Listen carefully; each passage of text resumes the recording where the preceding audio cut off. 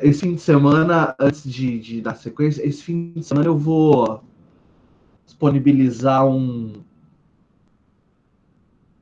trabalho para vocês, tá? Mas ele pode ser elaborado pode ser entregue até o dia da prova, tá? Um trabalho, como foi feito no primeiro bimestre, tá? Um texto e algumas perguntas para a gente trabalhar. Legal, vocês estão me vendo, estão ouvindo, belezinha, né? Então vamos que vamos. Para a aula de hoje, turma, nós vamos trabalhar aí com o tema que está na tela de vocês aí, né? O estudo. Então, né?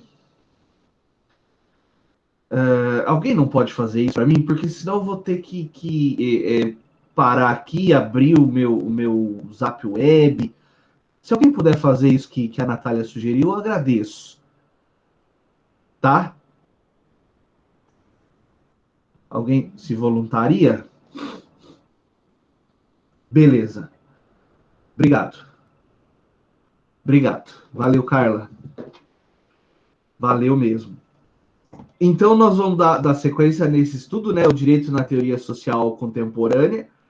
Só que dessa vez nós não vamos ficar estudando o que cada autor, pensador, estabeleceu, os estudos de cada um, nada disso, tá? Nós vamos ver alguns conceitos que são importantes para a gente entender aí o desenvolvimento dessa teoria social contemporânea aí junto com o direito, tá bom?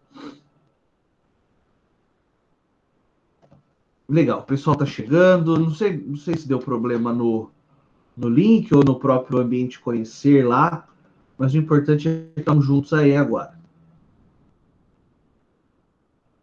Para quem chegou um pouquinho depois, bom dia, seja bem-vindo, seja bem-vinda. E vamos que vamos. Pessoal, o primeiro conceito e abordagem que eu gostaria de fazer com vocês tem a ver com esses três temas aí que estão na tela, tá? Pluralismo jurídico, legalidade e legitimidade. Então, nós podemos começar conversando sobre o pluralismo jurídico, né? Tá aqui o conceito. Então, quando nós falamos dessa ideia de pluralismo jurídico, nós temos que ter em mente, né, que a sociedade ela é composta não de uma forma homogênea, né? Os grupos que compõem a sociedade são diversificados, muitos deles de uma origem territorial, por exemplo, migrantes, imigrantes, não é? E esses grupos, todos eles têm, para além daquela ideia geral de direito, de justiça, é muito comum que cada um desses grupos tenha seus próprios costumes, seus próprios jeitos de fazer e viver. E dentro dessa multiplicidade, possamos ter várias ideias de direito, né? Isso é muito comum acontecer. Então, o que acontece? Esses grupos, né, a gente pode chamar de grupos, não necessariamente majoritários, né, grupos minoritários da sociedade,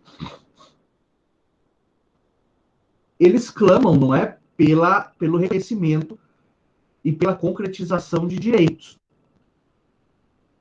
Isso é natural dentro de um Estado democrático de direito que as partes busquem, não é, as partes, os grupos, né, busquem reconhecimento, tá? Reconhecimento que, inclusive, tem a ver com aí a sua própria diversidade cultural. Bom, então essa pluralidade de grupos, de pessoas, essa multiplicidade de culturas que coexistem dentro de uma sociedade, elas podem gerar sistemas jurídicos múltiplos. né? Sistemas jurídicos que estão para além aquele sistema jurídico colocado pelo Estado. Tá aqui, ó, na tela. Então, o que acontece? A gente percebe que existem vários grupos sociais que tem a ver com uma multiplicidade cultural, né? E essa multiplicidade gera diversos sistemas jurídicos. O interessante é pensar, né, que esses grupos jurídicos estão para além daquele modelo jurídico colocado pelo Estado, tá?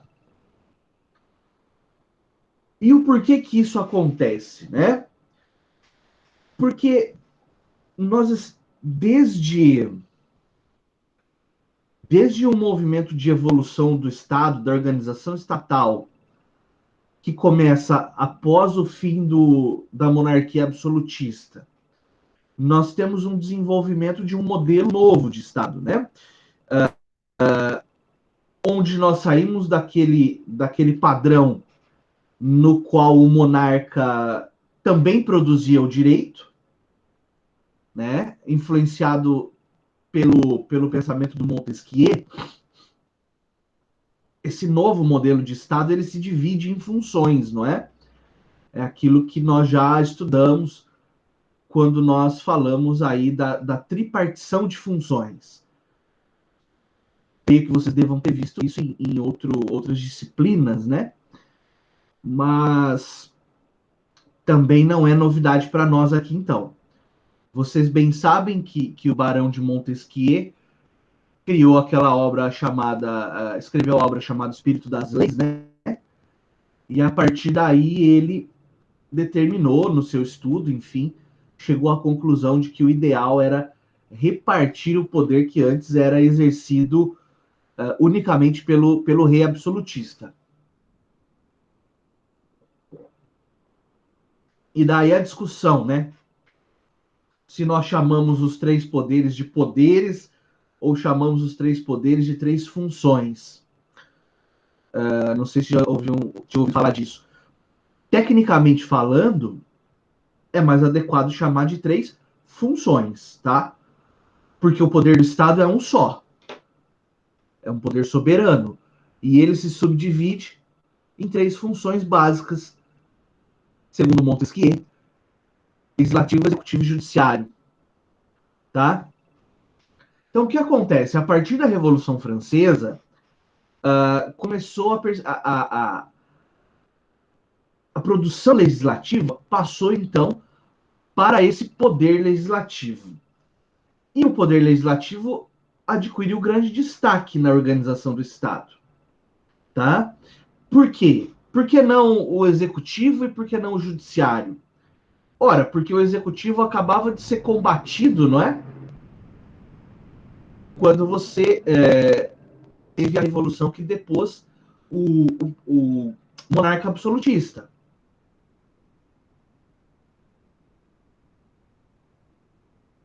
O executivo estava bem baixa na época, né, em termos de destaque do Estado.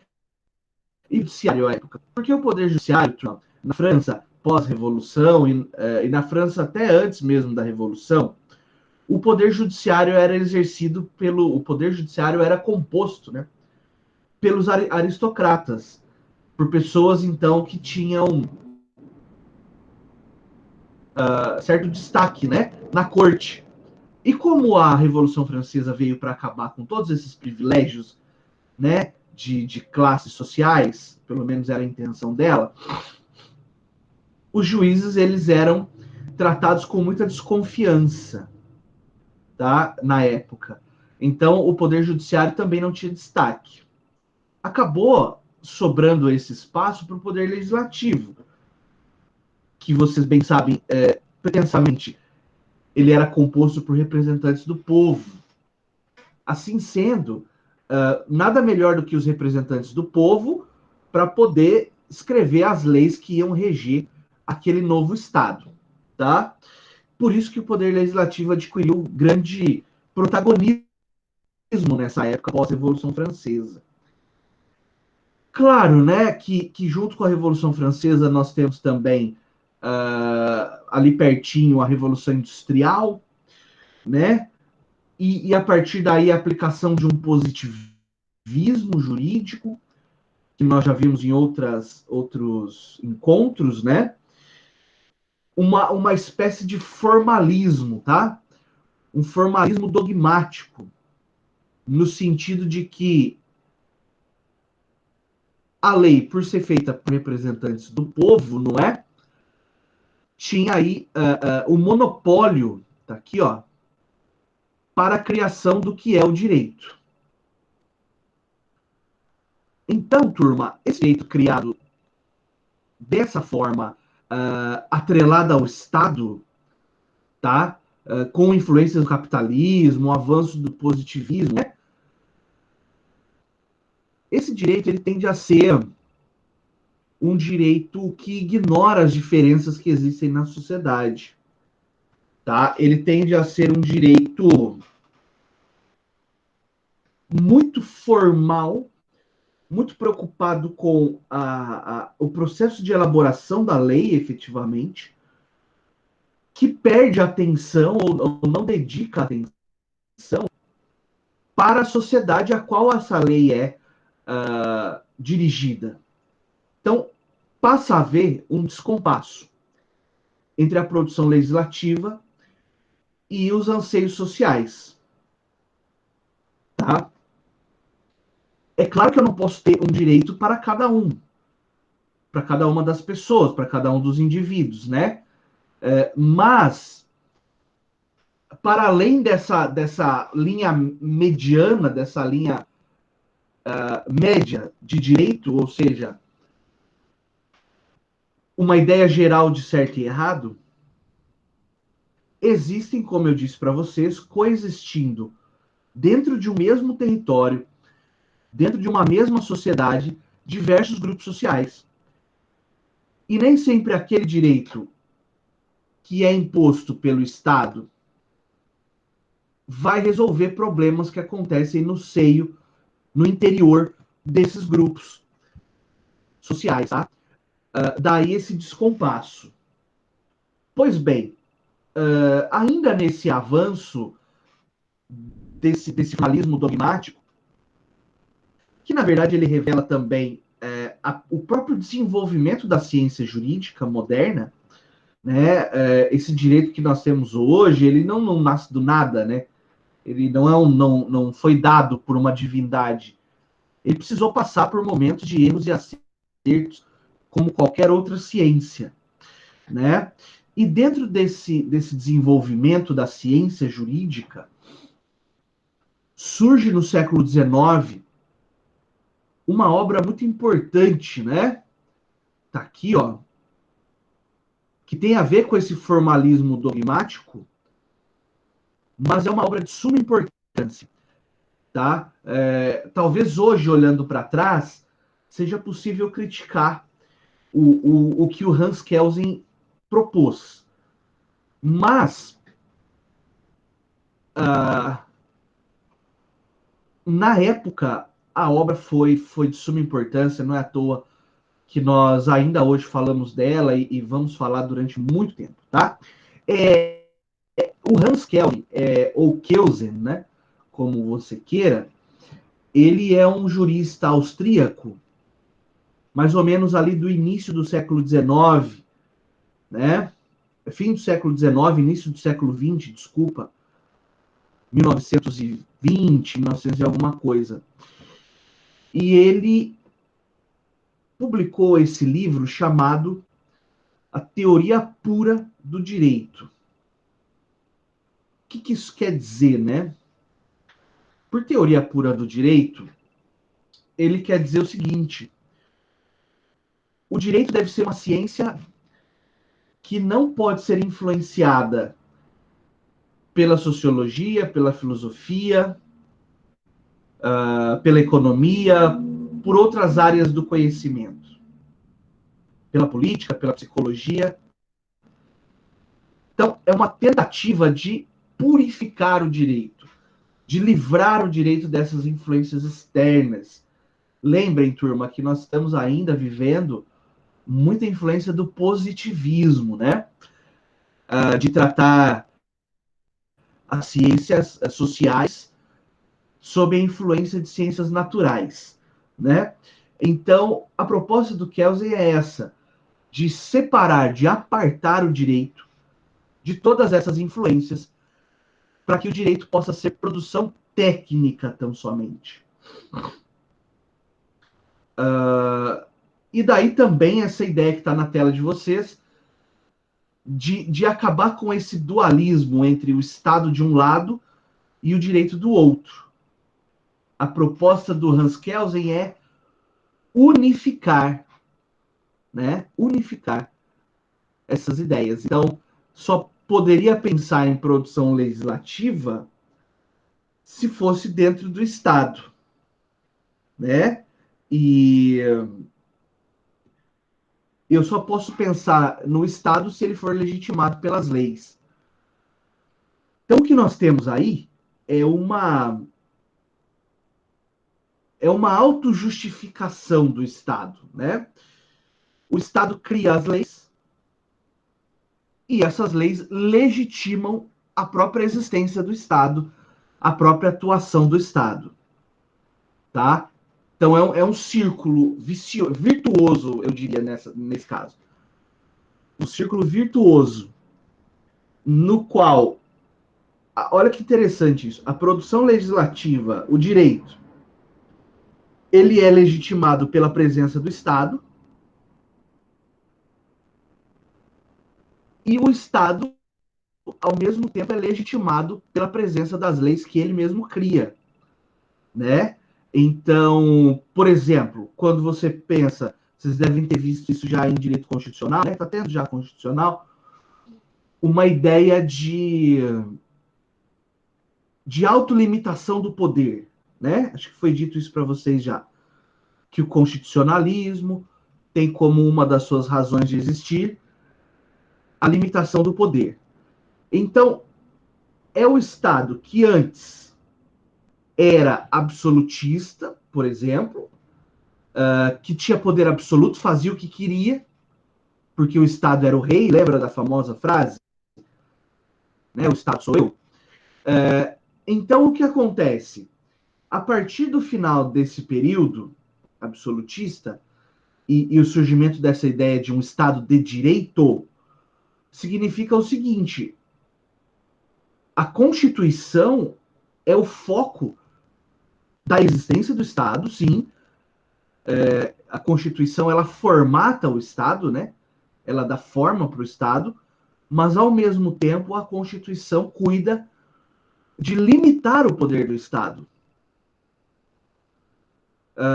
Também quando você vê essa limitação com relação aos indivíduos que compõem o Estado. Né? Uma frase muito famosa também desse início de estudo, né, que marca a nossa carreira jurídica, de viés filosófico-sociológico, é uma frase que diz o seguinte: o Estado se vale do veneno da força para impedir que ela prevaleça. Então, o Estado utiliza força, por exemplo, força física, quando eu digo, por exemplo, força policial, que é uma das faces da atuação do Estado, né? O Estado usa da força policial para impedir que os indivíduos usem da força uns contra si, uns contra os outros, desculpa. Então, ele se vale do veneno da força para impedir que a força prevaleça. Um ambiente social de direito, né, democrático de direito, ele jamais pode ser o ambiente onde o mais forte prevalece, né? Isso é na selva. Na selva é assim, a natureza tem as leis próprias com relação à vida selvagem. Mas na vida em sociedade, você não pode permitir que seja um darwinismo social, né, onde o mais forte prevalece. Não. O Estado pode se utilizar dessa força social que ele tem, dessa força coativa, né, jurídica, inclusive, para proteger o mais fraco contra a atuação do mais forte. Né? E é claro que a fraqueza e força aí, eu não estou falando fisicamente apenas, né? Claro que nós estamos falando da força econômica, né? Que em sociedade civilizada ela é muito mais valiosa do que a força física, claro, tá? Mas é isso, então, para que a gente entenda, né, que com o Kelsen e todo esse movimento pós-revolução francesa, nós chegamos a uma ideia de monismo legislativo. Então, esse monismo legislativo diz o seguinte: só pode haver direito, lei, ideia de justiça, se esses conceitos partirem do Estado. Até tem a ver com o que Marx dizia, lembra? Eu só posso ter direito dentro de um ambiente marcado pela presença do Estado. Tudo bem até aqui, turma? Tranquilo, professor. Obrigado, Luísa. Pois bem, dando sequência no nosso caminhar aí histórico e cronológico, a partir do século XX, notadamente depois das guerras mundiais,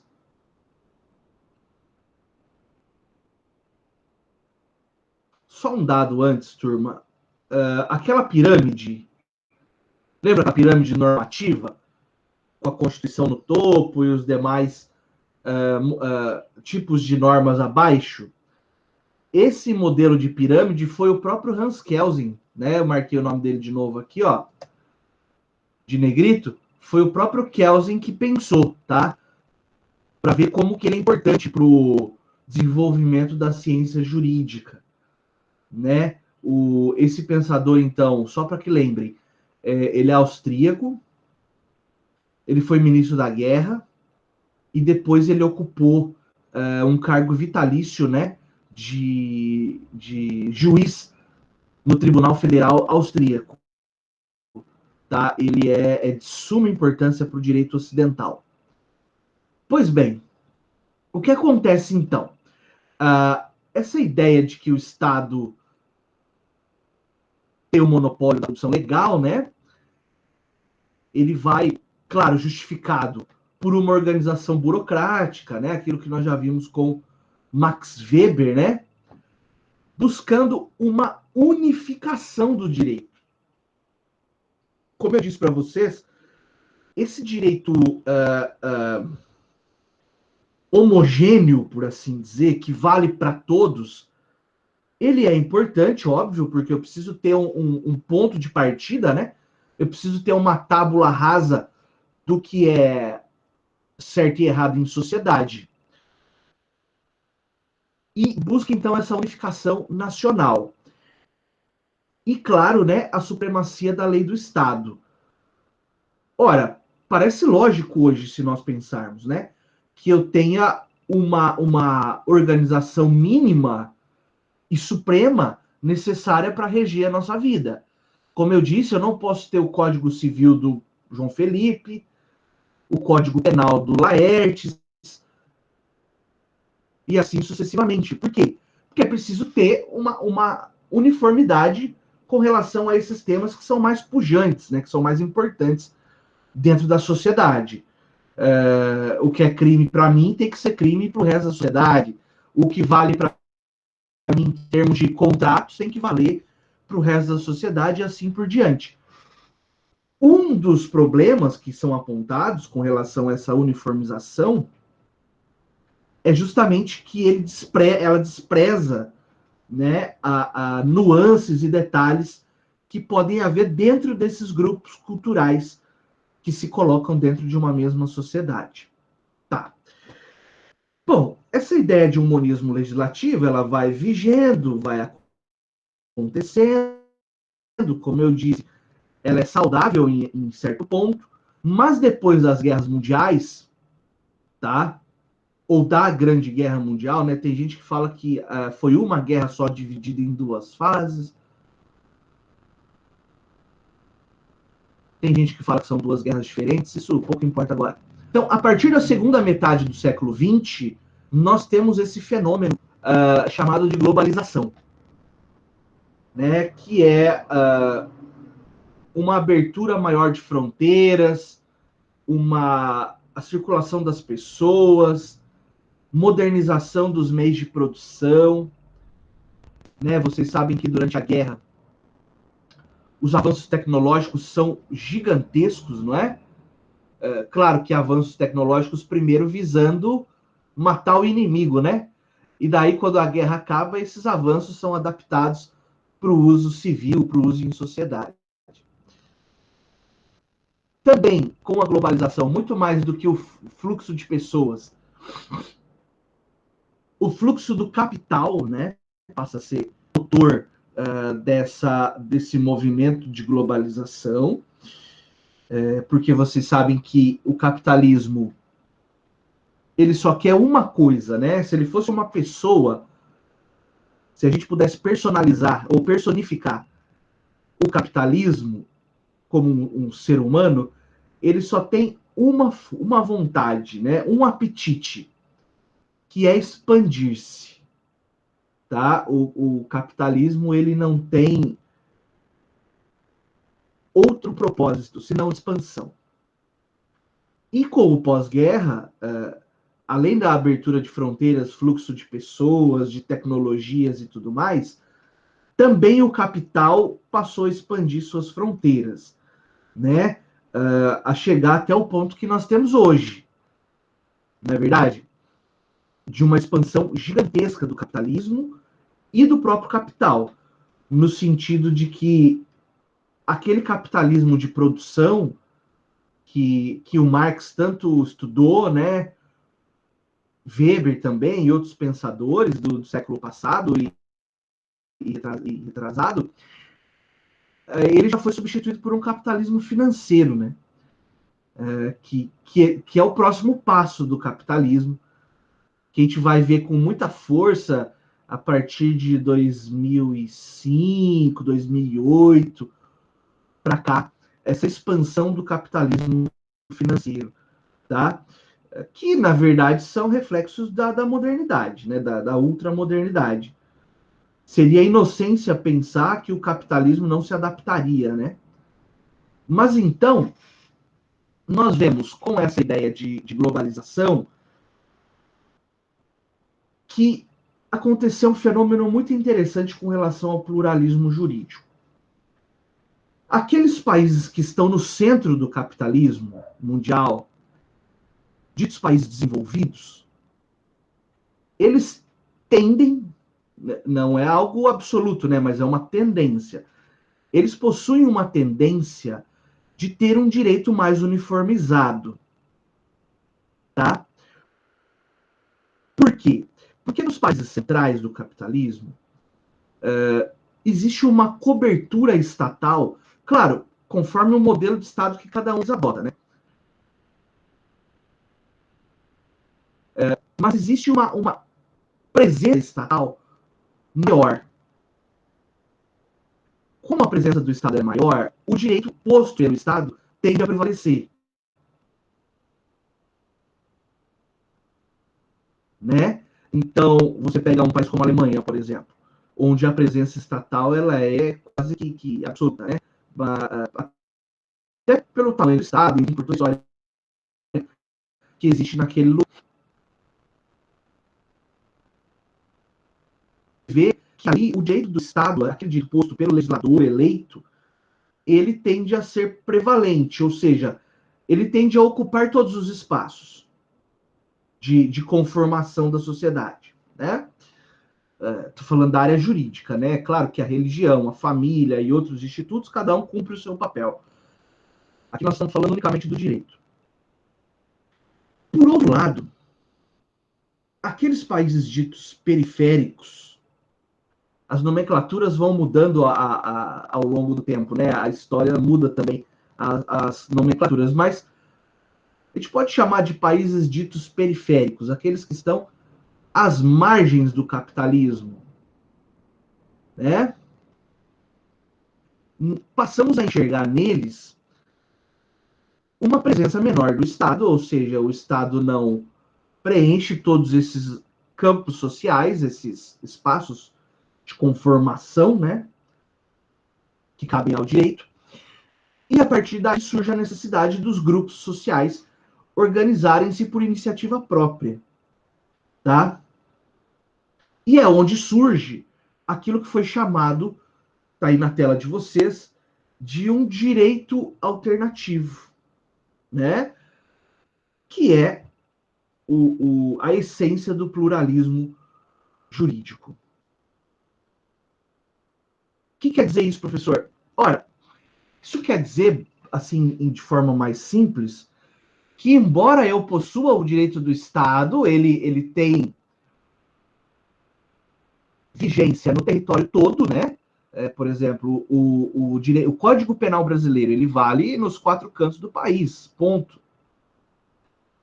Mas isso não quer dizer que não possa haver, dentro do território, algumas outras ordens jurídicas ditas alternativas, que como elas não revogam o direito do Estado, elas não têm essa força, óbvio. Todos nós temos que nos submeter ao direito do Estado, até por conta de uma visão contratualista da vida, né? Nós aceitamos esse contrato social. Mas existem algumas outras ordens de conformação social que vão brotando conforme a necessidade dos grupos sociais que não são atingidos por todo o direito do Estado. Eu usei o direito penal aqui, é até um equívoco meu, né? Porque o direito penal, ele vai que vai mesmo. Mas, por exemplo, quando eu falo do movimento de direitos sociais, por exemplo, né? Nós sabemos que esses direitos sociais não chegam na integralidade dos recantos desse país, né? Usando o direito como o Brasil como um exemplo. Então, o pluralismo jurídico, ele tem essa natureza também de crítica, né? de questionamento, tá? Então, tá aqui, ó, é um esforço consciente para questionar os fundamentos das formas jurídicas e sociais dominantes com a finalidade de impulsionar práticas e ideias emancipadoras dentro e fora do campo jurídico, como alternativas criadas para preencher lacunas deixadas pelas leis estatais. Turma, nós sabemos que, especialmente no caso brasileiro e outros países emergentes, né, nós temos ainda uma dificuldade, uma deficiência em termos de atendimento das necessidades dos cidadãos, né, aqui do país, no que diz respeito, por exemplo, ao acesso a direitos sociais, tá? Aqueles direitos mais básicos dentro de uma sociedade, para uma pessoa viver dignamente, né? Hoje, por exemplo, eu falei isso na outra aula, para não me tornar repetitivo, né? Mas hoje nós temos pessoas que morrem de fome, né? Nós temos pessoas que não têm acesso a moradia digna, saneamento básico, transporte público, lazer, saúde, educação e assim por diante. Ora, se o Estado não provê isso para os grupos sociais, por que não esses grupos sociais, organizadamente, poderem desenvolver meios de acesso a esse tipo de bens sociais, né? Que são indispensáveis para uma vida digna. Então, veja, no Brasil, esse movimento ganha força nos últimos, como tá aí, né, 20, 30 anos, tá? 3 décadas, 2 décadas atrás, a gente vê, mas eu diria até um pouco mais, tá? Mas aqui o autor foi generoso, né? Eu diria que você pode voltar aí, 40 anos no tempo, para ser modesto ainda. Então, no Brasil, isso ganha alguma força e ganha algum destaque, né, nessas últimas décadas. Porque nós passamos a perceber que determinados grupos sociais passaram a se organizar por conta própria. E a partir dessa organização, ali passa a viger um direito próprio. Um autor que presta muito atenção nesse tema, e nós inclusive falamos dele já, é o português Boaventura de Souza Santos. Né? Ele desenvolveu um estudo aqui no Brasil, tá? Nos idos dos anos 1970, século passado, na favela do Jacarezinho, no Rio de Janeiro. Né? Hoje nós chamamos de comunidade, né? Claro que na época ele deu um outro nome, né? Ele chamava de Passárgada. Por que isso? Tá aqui, ó. Porque geralmente, turma, quando se faz esse estudo de campo, acontece que o estudioso ele tende a alterar o nome do local, né, da realidade onde ele está trabalhando. Porque, para não gerar nenhum tipo de questionamento ou nenhum prejuízo à pesquisa. Tá? Depois de realizada, enfim, quando ela é publicada, é possível que daí se descubra, né, o local da vida real onde ela foi feita. Então, lá no estudo que ele fez na comunidade do Jacarezinho, no Rio de Janeiro, que inclusive a partir de ontem, né, virou manchete nacional e mundial, né, por conta de uma ação policial que aconteceu naquele local. Pois bem, então o Boaventura de Souza Santos, ele percebeu, né, que dentro dessa comunidade, essa comunidade de Jacarezinho, ela é maior do que muitas cidades do Brasil, né?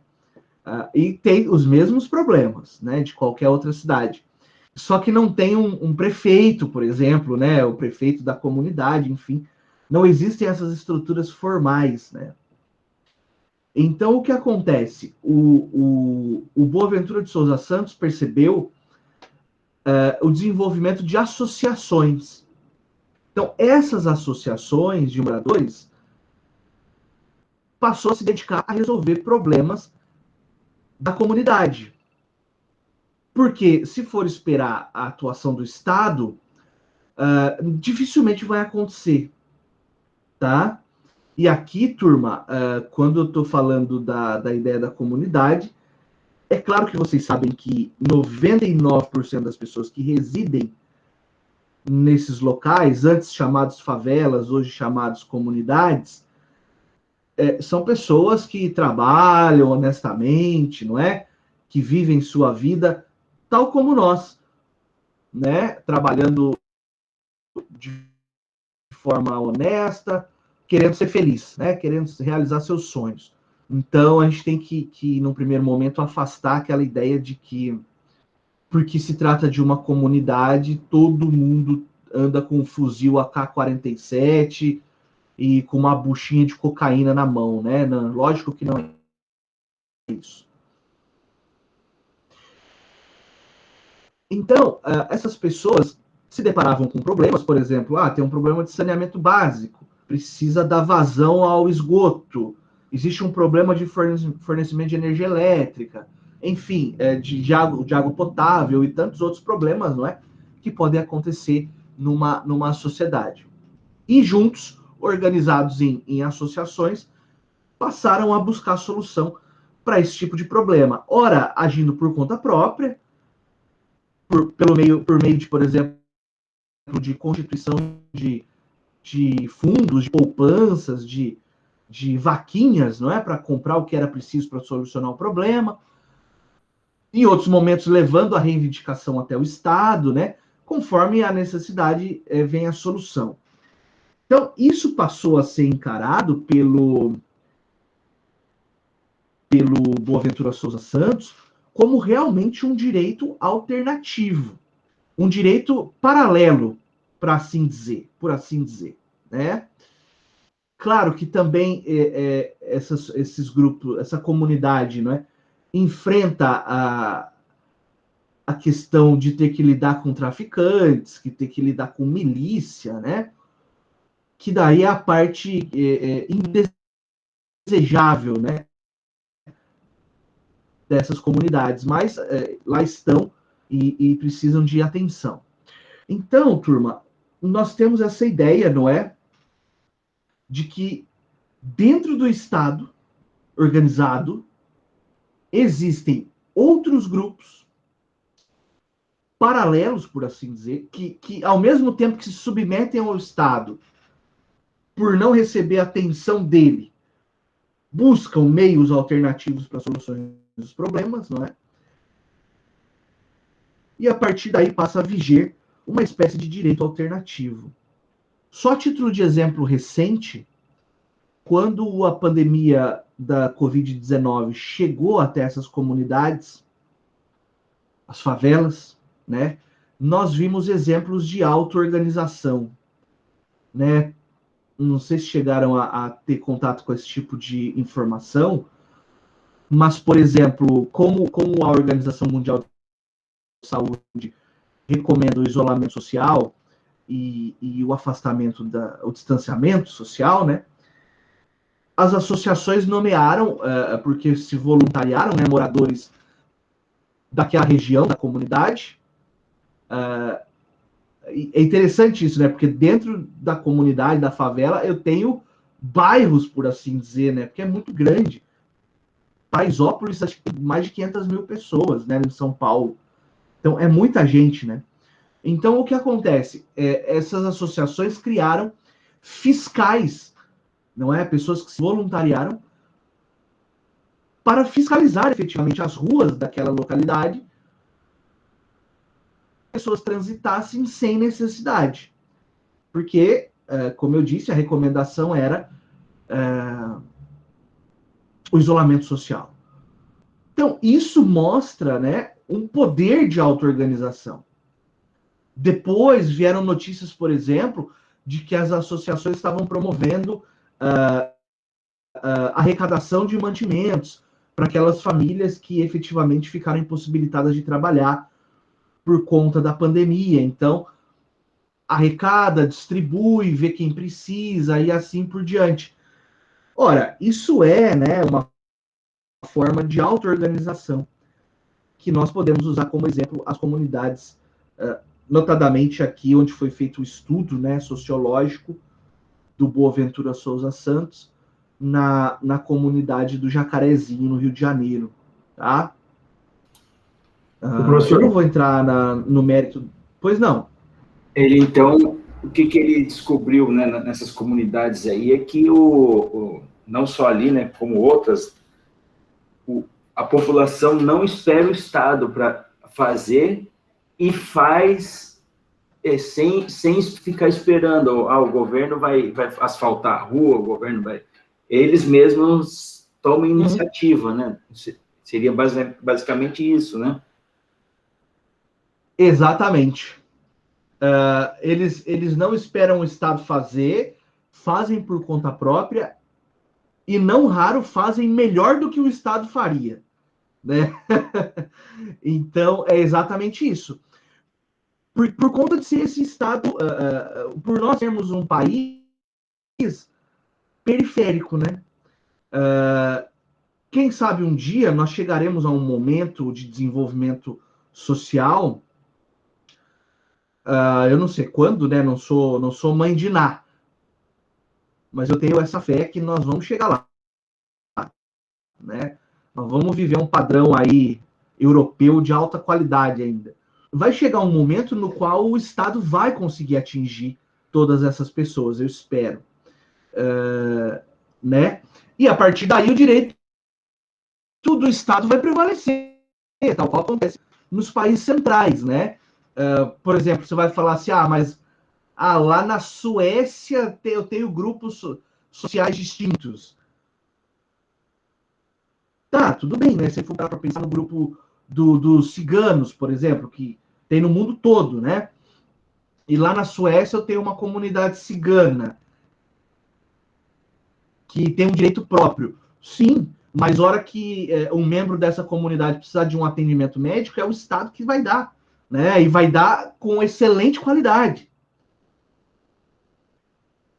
Diferente aqui, né? Onde, se você precisar de um Magnopirol, talvez não tenha num posto de saúde. Infelizmente, essa é a realidade, né? É só olhar a questão aí da própria Covid, né? O quanto de questionamentos tem levantado a respeito da necessidade do SUS, de fortalecer o SUS, né? Enquanto alguns dizem em privatizar a saúde no Brasil, me parece que a necessidade é justamente o contrário, né? Fortalecê-la ainda mais sob o Estado. Então, quando você vê essas associações tomando a iniciativa, é porque a experiência mostrou que não vai adiantar esperar, né? Porque não vai chegar, não vai chegar. E aí, né, nós temos esse universo, é um universo próprio, né? Ele acaba tendo regras próprias, né? Se você parar para pensar agora no outro lado da moeda, né? Aquele 1% que está fora da normalidade, para dizer, de uma vida honesta, né? Esse 1% que compõe o universo criminoso e que se aloca nas favelas, nas comunidades, por questões geográficas, porque é mais fácil se esconder, então nós sabemos os porquês, né? Esses grupos organizados, criminosos, né, essa chamada criminalidade organizada, ela também tem direito próprio. Claro que é um direito brutal, que é um direito violento, né, do qual as penas são aplicadas imediatamente, né, se você parar para pensar num direito penal, né, não existe devido processo legal, né, lógico, ampla defesa, tem isso, né. O que acontece ali é também a presença de um direito, de um código de conduta próprio, tá? Eu dei esse exemplo à noite, vou repetir aqui para vocês, para que nós possamos meditar juntos a respeito. Refletir, né? Durante um tempo que eu trabalhava, assim, a minha carreira profissional, na advocacia foi muito curta, né? Eu sempre trabalhei mais dentro no Ministério Público, junto com assessorando promotor de justiça. E numa dessas andanças pela vida aí, numa dessas comarcas que eu trabalhei, havia uma desconfiança de que a organização criminosa PCC pretendia se estabelecer ali na região. Né? Você sabe que o PCC ele tem ramificações pelo Brasil todo, inclusive no exterior, né? Outro dia mesmo foi preso uma galera no Paraguai lá que fazia parte do PCC. Pois bem, só que os criminosos locais, ainda por assim dizer, criminosos iniciantes, né, embora tivessem ficha corrida extensa, mas crimes de menor monta, né, por assim dizer, furto, porte de droga, um tráfico aqui de 100 gramas de droga e tal. Nada assim que, poxa, né, esse cara é um sujeito que inspira temor, porque é um criminoso.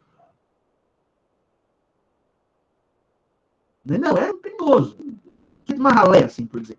E ele tinha o grupinho dele ali, né, na cidade, e eles estavam praticando, à época, muitos e muitos furtos de motocicleta. Você não podia piscar que eles levavam sua moto embora. E eles desenvolveram até alguma técnica, né, de observação, de velocidade na hora de pegar a moto e fugir e tal. Só que esse grupinho, eles eram pretensos, eles queriam entrar para o PCC, ali na região. E daí foi juntado documentos durante a investigação, né? Eu posso falar porque faz mais de 10 anos.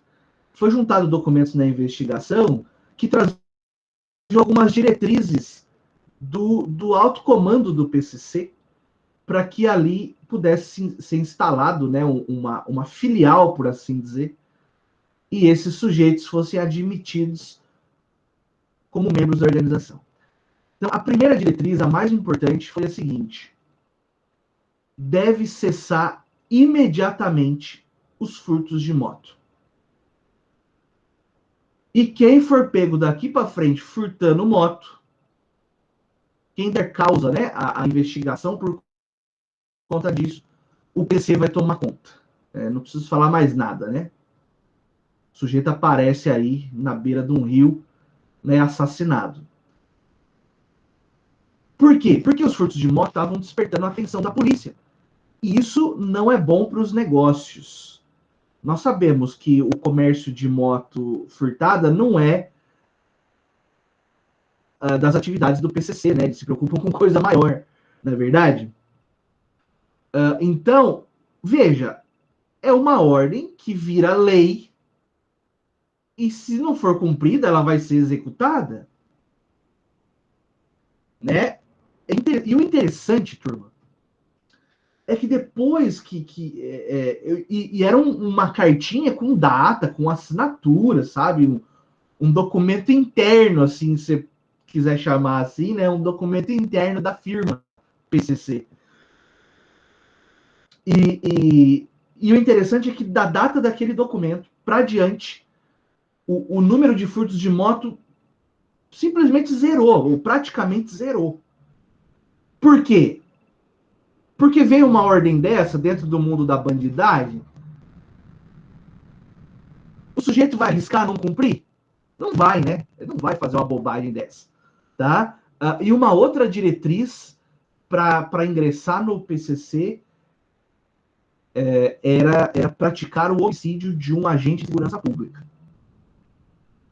Pouco importa se da Polícia Civil, Polícia Militar, né? Mas era uma exigência como uma espécie de passaporte para entrar na organização, o assassinato de um agente de segurança pública. Graças a Deus, não conseguiram, não foi por falta de tentativa, mas não conseguiram, não mataram ninguém, e por consequência, até a hora que eu estava lá, até o momento que eu trabalhei lá, esse braço do PCC acabou não se implantando. Acho que eles não acharam interessante para os negócios no fim das contas. Né? Porque para eles, no final das contas, tudo é negócio, né? A gente ficar classificando como pessoas boas ou pessoas más, nesse caso específico, talvez seja um equívoco, tá? Porque é claro que um sujeito que põe o outro no monte de pneu e taca fogo, você não vai falar que ele é um santo, né? Mas no final das contas é negócio, né? É ganhar dinheiro e ter poder, tá? É isso, certo? Então você vê que existem esses direitos paralelos, tanto para o bem, por assim dizer, para fortalecer a comunidade, para melhorar as condições de vida, para ajudar o próximo, como tem também esse direito paralelo, que é para o mal, que é para vender droga, para praticar sequestro, homicídio, enfim, né? Mas o fato é que eles existem, tá bom? Professor, Tudo ok até aqui, turma? Professor, esse direito paralelo aí do mal aí, por exemplo, das organizações criminosas, não estão só nas comunidades, né? Estão em todos os lugares aí que também tem organizações criminosas. Sim. Professor, exatamente. Tem o livro do... esqueci o nome dele. Enfim, tem um livro, eu vou me recordar ainda, que ele fala sobre esse direito, dever, né? Vamos dizer assim, aplicado imediatamente. É tanto o uso de cocaína dentro das prisões, que zerou. Entendi. Foi proibido por eles, né? E hoje não tem mais, não é mais usado. Então, muito bem lembrado, Gabriela. E o Laertes também, né? Com relação à primeira observação, dentro do direito penal, existe um estudo que é chamado de direito penal subterrâneo, né? Que é justamente assim, que tem a ver com os grupos de extermínio, né? Os grupos de extermínio que atuavam, eles eram mais noticiados nos idos dos anos 90, né? Quando você lembra, por exemplo, da chacina da Candelária, né? Grupos de extermínio, chamados de grupos de limpeza social, né? Cuja mentalidade é mais ou menos assim: se o Estado não consegue investigar e punir todos os bandidos, nós aqui, o nosso grupo de extermínio, nós vamos fazer o serviço que o Estado não faz. Só que, claro, com uma brutalidade muito maior, porque o Estado não aplica a pena de morte, né? E a observação que a Gabriele fez é exatamente isso. Quando vem uma ordem dessas, só os mais ousados tentam não cumprir. Só que a punição também é severa, né? Lembrei o nome do livro, é do Bruno Paz Manso, A Guerra, a Seção do PCC e o Mundo do Crime no Brasil. Ele fala sobre a ordem do PCC dentro dos presídios, que hoje não tem mais ninguém sendo agredido, atingido por faca, porque foi proibido, assim como a cocaína lá dentro também. Entendi. Porque isso chama uma atenção que a organização não quer, né? A intenção deles é atuar da forma mais não imperceptível possível, né? Ele vai se infiltrando ali e vai efetivamente produzindo seus negócios longe dos holofotes. Só a título de curiosidade, né? Vocês sabem disso, mas só para repisar como que é organizada a coisa mesmo, né? Eles pagam faculdade de direito, né, para alguns de seus membros. No princípio, era para o cara se formar advogado. Só que eles perceberam que é possível ir além disso. Tá? É possível, além de formar um advogado, por que não um promotor de justiça? Por que não um juiz que seja da nossa organização? Isso até é uma questão de lógica negocial, né, empresarial. Por que não buscar outros campos de atuação?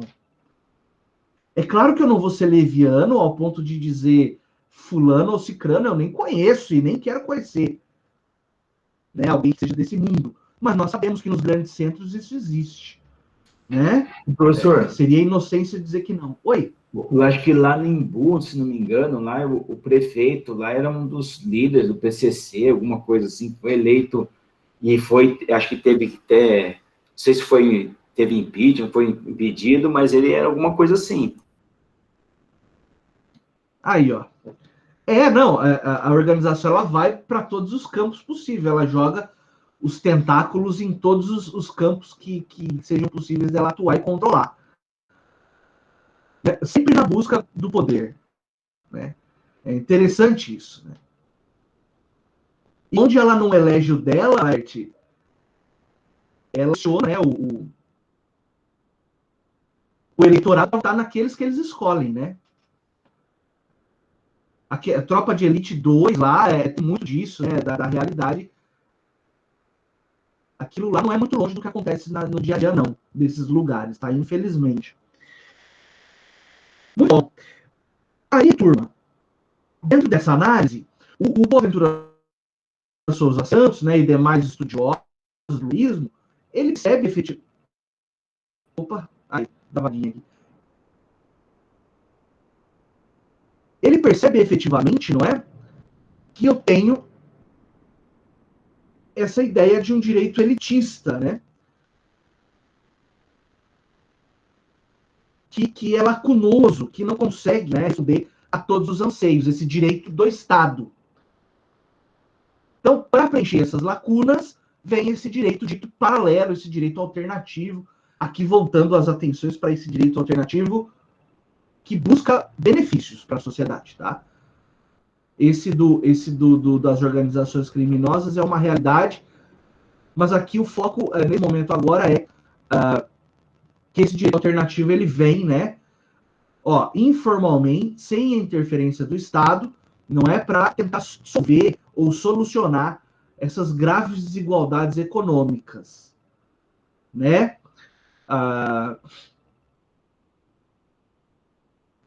Essas pessoas que estão à margem aí, né, dos benefícios sociais provenientes do Estado.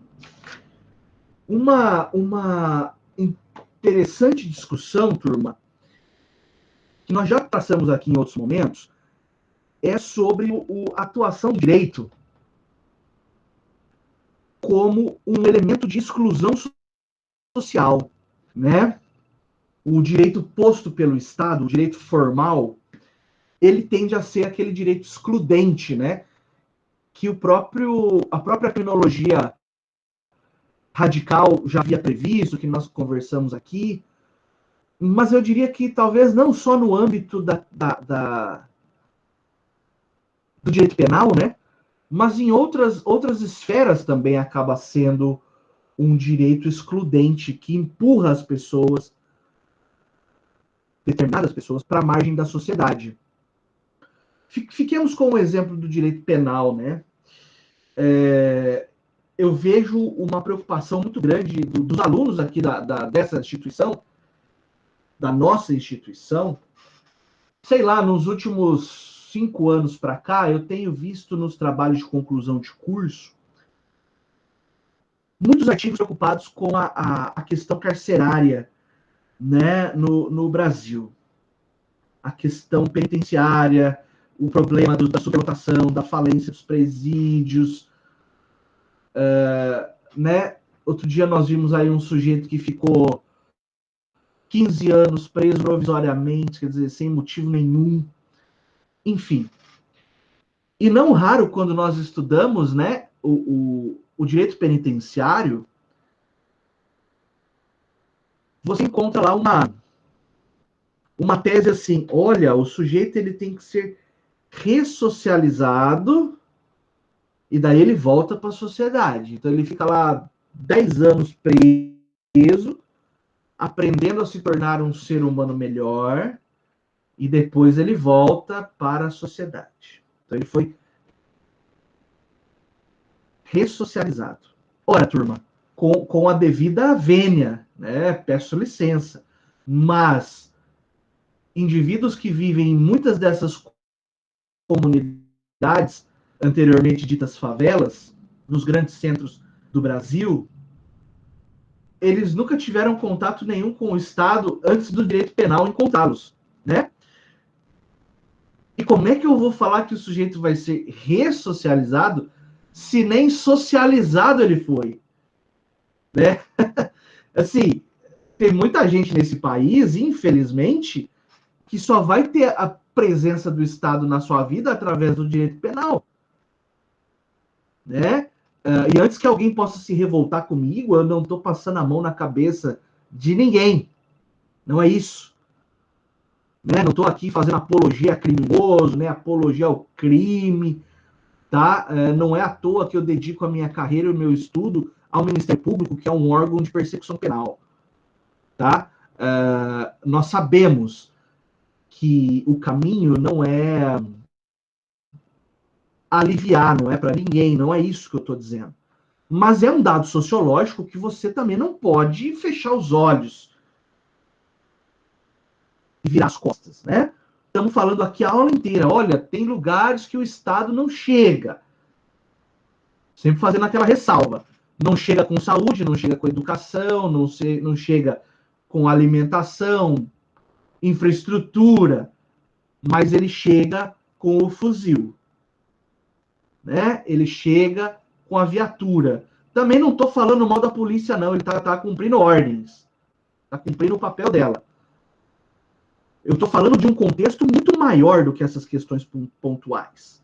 Tá? Eu estou falando de um contexto no qual o Estado negligencia para milhões de pessoas o mínimo necessário para a existência digna. E, eventualmente, quando o Estado reconhece essas pessoas, é para prendê-las. Tá? É isso que eu estou dizendo. Tá? Não sou o Fraga lá do Tropa de Elite 2, não. Não é isso.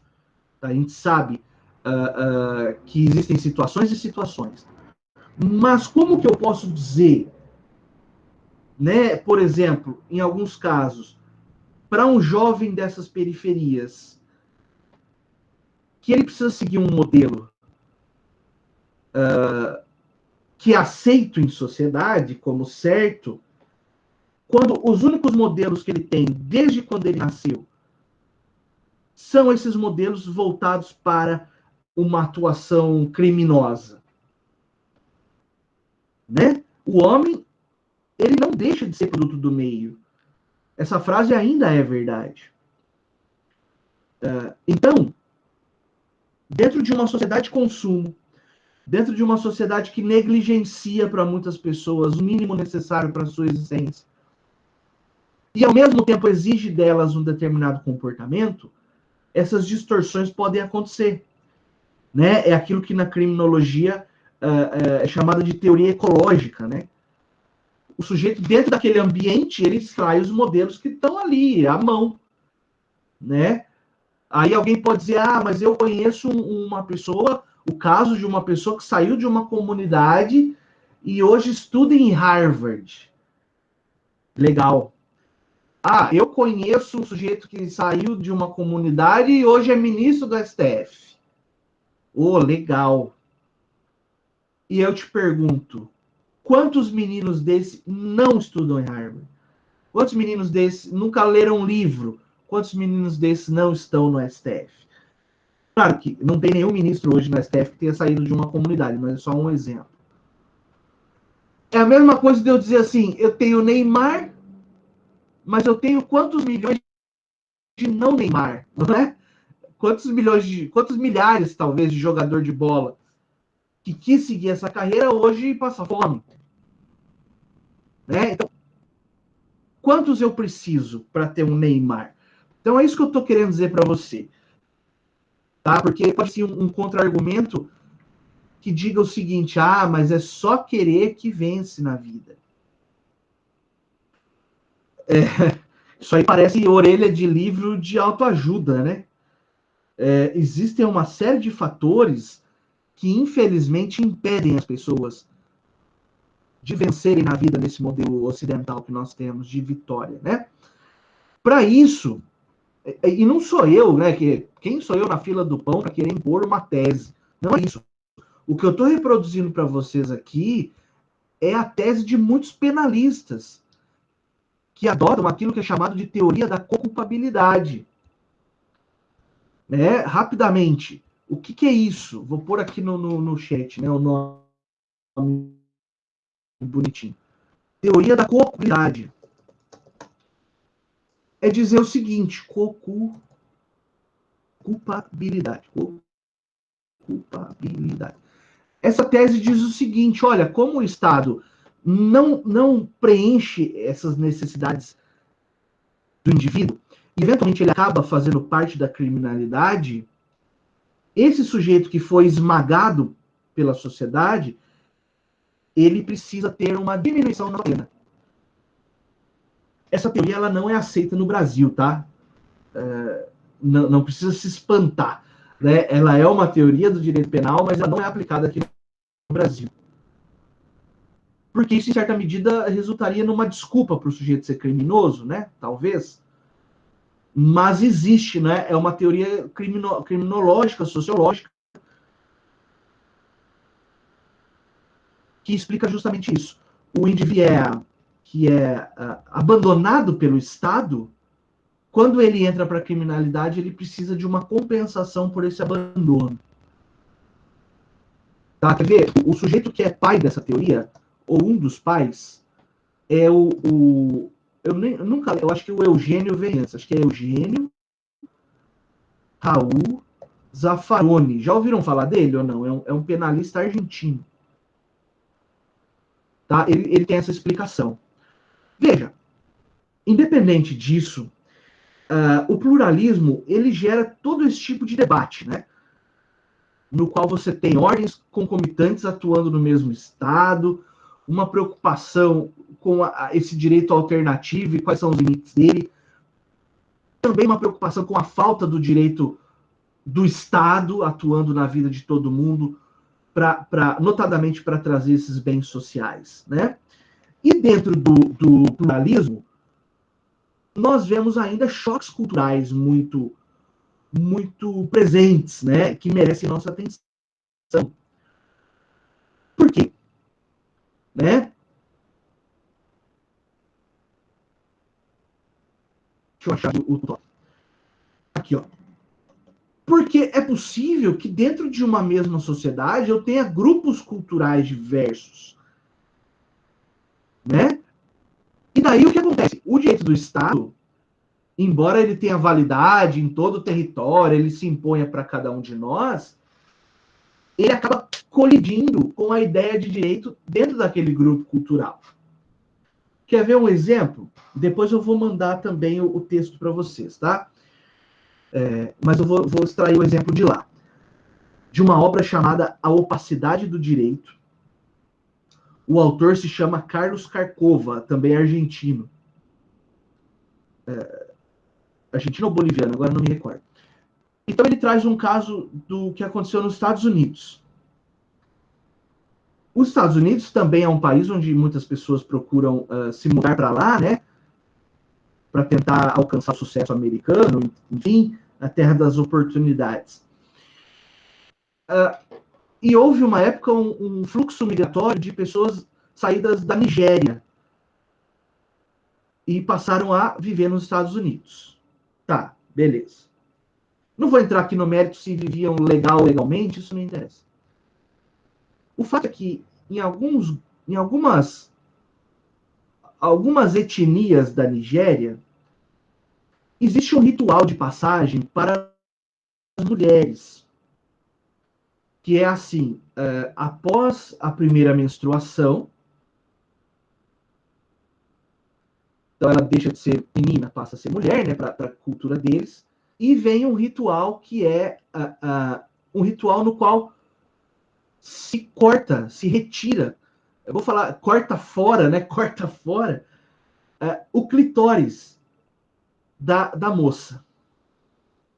Isso é um ritual deles, cultural, uma cultura milenar, né? Não cabe a nós aqui nem questionar os porquês.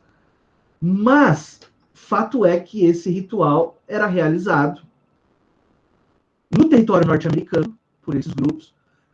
Claro que se me perguntar o que eu acho do ritual em si, uma barbaridade, né? Acho que é unanimidade aqui, não vou nem pôr em votação isso, né? É algo brutal. Mas é cultural, né? E aceito pelos membros daquele grupo. E daí o que acontecia? Em território norte-americano, eles, como lá na Nigéria, né? Eles faziam isso de forma muito rudimentar. E essa cirurgia, por assim dizer, acabava inflamando, infeccionando, e não raro a menina ia. Tá? Só que daí, quando, em alguns casos, quando a infecção estava já em estado avançado, podendo efetivamente causar o óbito da menina, ela era levada até um pronto-socorro. E daí o Estado americano, o Estado enquanto organização política, né, e jurídica, passou a perceber a existência desse ritual dentro do direito do Estado norte-americano. Ora, para o direito do Estado, esse ritual é uma lesão corporal gravíssima, que inclusive pode resultar em morte. Para o direito da cultura daquele povo, é um ritual milenar e um tema agravante. A menina que não se submetesse a esse tipo de ritual, ela seria expulsa do grupo. Então, veja como que é o condicionamento cultural, né? Muitas meninas queriam se submeter a isso.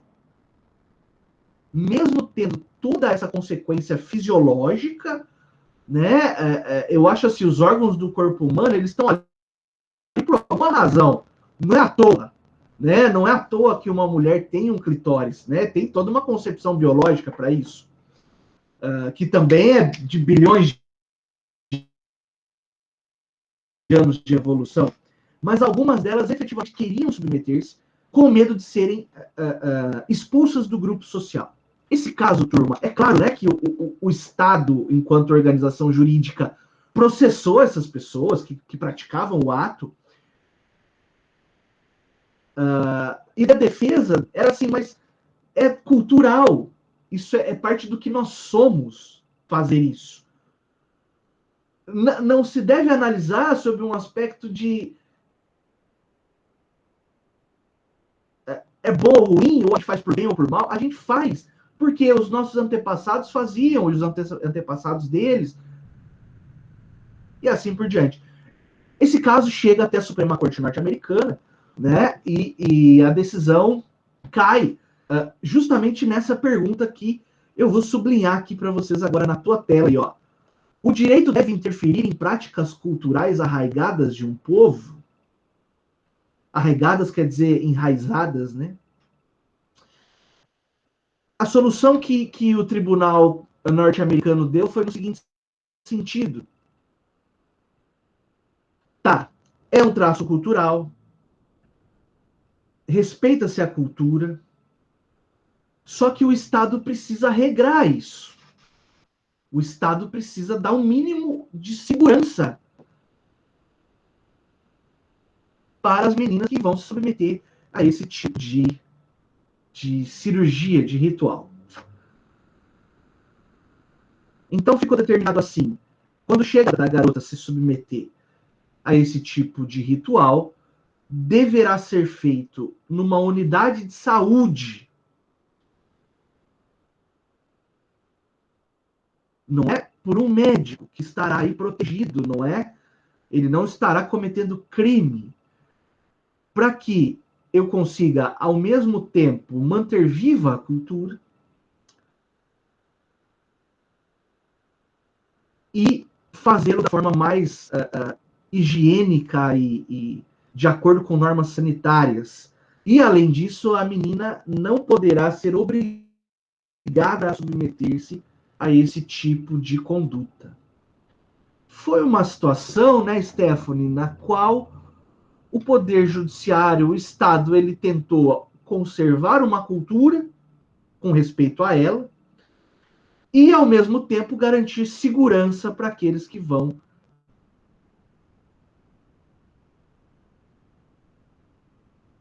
participar do ritual. Muito louco, né? Muito louco. Porque talvez a resposta imediata que nós tenhamos é a seguinte: proíbe isso daí de vez, põe esse povo na cadeia. Né? Mas existe, claro, que muito mais vírgulas e poréns, né, nessa resposta. Porque ela precisa ser analisada à luz desse choque cultural. Repito, se me perguntar, eu vou dizer que é o fim do mundo, né? Pelo amor de Deus, tá? Mas, enfim, né? São rituais culturais e é preciso contemplar essas situações todas. Se parar para pensar, algumas religiões, alguns credos, eles ingerem substâncias psicoativas, né? Que são aceitos culturalmente, porque é parte de um ritual cultural. Né? E o direito não vai lá e pune essas pessoas por conta dessas substâncias que são ingeridas. Né? Que talvez numa outra situação, fora desse contexto cultural, pudessem ser consideradas drogas, né? Mas ali elas são não drogas no sentido pejorativo, né? Elas são substâncias que ajudam no desenvolvimento de um ritual religioso, que nós temos por obrigação, né? Assim, eu não gosto. Gostar, você não é obrigado, mas respeitar você é, né? Isso é o mínimo que se exige para uma convivência social sadia. Então, veja que essa ideia de pluralismo, né, acaba por não negar o direito estatal, mas sim buscar, não é, uma possibilidade de conviverem várias fontes do direito, né? Não só a fonte estatal, mas a fonte cultural, né, também. por exemplo. Então, veja, tá aqui, ó, o direito alternativo, o direito que vem do pluralismo, ele não quer ser um novo direito, né? Mas ele busca solucionar problemas e, na medida do possível, integrar-se ao sistema estatal, né? O pluralismo, ele tem esse anseio de que as suas condutas, as suas práticas, porque protegem determinada cultura ou determinada comunidade de certo lugar do Estado, possam ser incorporados no direito formal. Porque você vai concordar comigo que o direito formal do Estado, ele é mais forte, não é? Ele tem mais presença, ele conta com a força do Estado. Então, se esse direito alternativo puder ser incorporado ao Estado e proteger esses grupos sociais, tanto melhor. Vou te dar um exemplo que é fácil, que hoje parece normal, mas há décadas atrás era um absurdo. Existir um direito que protege a criança e o adolescente. É um grupo minoritário dentro da sociedade? Óbvio que sim. É um grupo vulnerável? Também. Não sei se você sabe desse dado, mas o direito brasileiro teve uma época que punia igualzinho, criminalmente, o adulto e a criança. Então, a criança que praticava um furto, ela era punida como um adulto e ia parar numa cadeia junto com adultos. Agora, você imagina os tipos de abusos que aconteciam com relação a essa criança presa junto com adultos. Né? Não vamos nem entrar em detalhes. Mas não devia ser nada bonito. A partir do momento em que a Organização das Nações Unidas passou a perceber, por isso aos estados soberanos, por intermédio de documentos internacionais, nós passamos a ver, isso não era só no Brasil, né? Mas no caso brasileiro, nós passamos a ver uma virada, uma mudança, né? Uma guinada de 180 graus no trato da criança e do adolescente. Antes, a criança e o adolescente no Brasil eram objeto de direito. Coisas. Hoje, elas são sujeitos de direitos. Pessoas. Outro exemplo, a Lei Maria da Penha, para proteger a mulher vítima de violência doméstica, também é um grupo minoritário, também é um grupo vulnerável, né? A proteção que tinha antes para a mulher por associações, a proteção que tinha para a criança por associações, enfim, eram direitos paralelos que passaram a ser integrados ao direito do Estado por intermédio de legislação, né? Então, é uma ideia de integração. Dando sequência, a gente fala aqui da legalidade, legitimidade, algo muito básico, muito fácil de entender, né? Veja, a ideia de legitimidade tem a ver com aquela questão de os destinatários da norma, os destinatários da lei, do direito, serem convencidos que aquele direito é bom e deve ser seguido. Né? Tem o exemplo no material aí das pessoas de uma determinada cidade, né? Uma cidade hipotética, na qual, por exemplo, as pessoas não têm o hábito de usar o capacete. Então, ainda que eu tenha o Código de Trânsito Brasileiro dizendo que é obrigado a usar o capacete, as pessoas dessa localidade não o fazem. Por quê? Porque não reconhecem como legítima essa existência. Daí a importância, por exemplo, de campanhas educacionais, né, que façam as pessoas entenderem os porquês, né, de obedecer determinadas normas. Então, isso é a ideia de legitimidade. no Estado democrático de direito, quanto mais afinado o legislador estiver com os anseios sociais, maior será a legitimidade do direito. Inversamente, quanto mais longe, menos legítimo o direito. Né? E, por outro lado, a questão da legalidade aí tem a ver com os mecanismos de criação da lei, né, propriamente dita. A ideia desse formalismo, não é? Dessa racionalidade que o Max Weber trouxe nos seus estudos. Antes, nós tínhamos uma produção legislativa que vinha de Deus, né? O rei incorporava a figura divina e dizia as leis. A partir do momento em que nós estabelecemos o Estado moderno e os mecanismos burocráticos, essas leis passam a ser produto de uma racionalização, né? E hoje, no jargão, né, técnico nosso, do dia a dia, para você dizer, olha, determinado ato é ilegal, nós estamos dizendo que ele é contra o ordenamento jurídico. Né? O prefeito publica um decreto, só que o decreto afronta uma lei. Então, esse decreto é ilegal. Logo, esse decreto deve ser retirado do ordenamento jurídico. Tá? Então, são essas duas grandes ideias. Estou na hora da chamada, né? 9h50.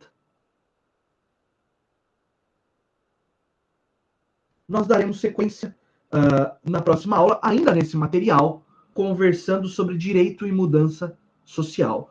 Turma, alguma dúvida, algum questionamento? Fique à vontade, tá? Quiserem pontuar, ainda dá tempo. Acho que eu falei demais hoje, né? Abri pouco para a participação de vocês, mas, na verdade, não preciso ficar fazendo isso, né? Nós já temos aí proximidade suficiente para que cada um que queira participar da aula é só usar a palavra, tá? Tudo ok?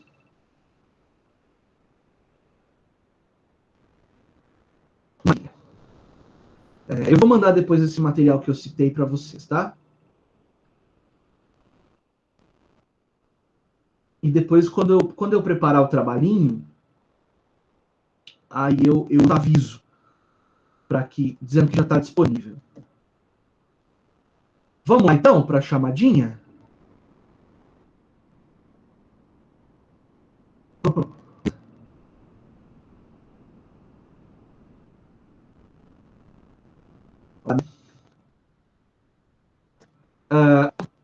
Vou usar aquela lista que eu tenho. Giovanni. Presente. Beleza. Ana Beatosa. Não? Bianca. Camila Ribeiro. Camila Navarro.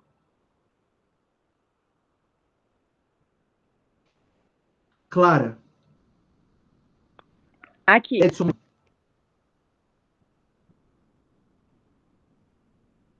Beleza. E o Edson? Não. Heloísa Hernandes. Presente. Felipe Pérez. Presente, professor. Valeu. Gabriele Ramos. Presente. Giovanni já foi. Júlia Furlaneto.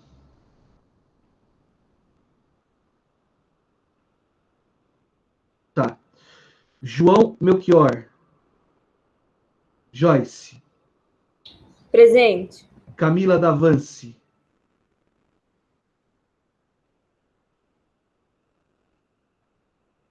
Carla Camille. Presente. Laertes. Presente. Valeu. Laís Botelho. Lívia Mira. Luiz Gustavo Toneto. Presente, professor. Luiz Gustavo Tempesta. Presente. Valeu. Maria Vitória. Presente. Valeu. Natália. Pablo. Presente. Desculpa, Natália de Melo, a Zupa e o Pablo. Presente. Beleza, obrigado. Rafaela Belloni. Presente. Show. Stephanie. Presente. Tawane. Presente. Thaisa Rocha. Thaisa Alves. Vinícius. Presente. Lívia. Presente. Amanda Rosa. Ficou alguém sem chamar? Legal.